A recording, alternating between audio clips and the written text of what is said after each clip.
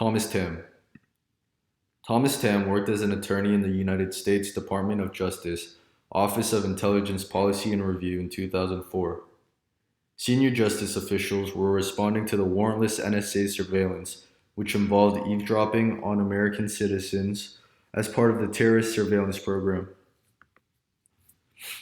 Thomas Tam anonymously disclosed information regarding the secret warrantless wiretaps that began in October of 2001 to the New York Times. Reporters Eric Lichtblau and James Risen planned on publishing this story, but it took some time to do so. The story was finally published in December of 2005 after Mr. Risen told the publisher that he was going to publish the story in his book if it were not to be published by the New York Times. After publication of the article, Mr. Lichtblau was facing legal trouble and under the radar of both the CIA and NSA for leaking the information. Mr. Tam tells Eric Lichtblau that he does not have to go to jail for him and tells him to reveal his source.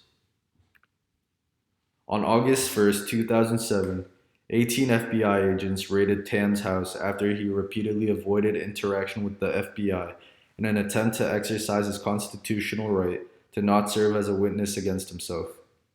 Agents seized cell phones, computers, and other devices that may hold clues or evidence against Mr. Tam.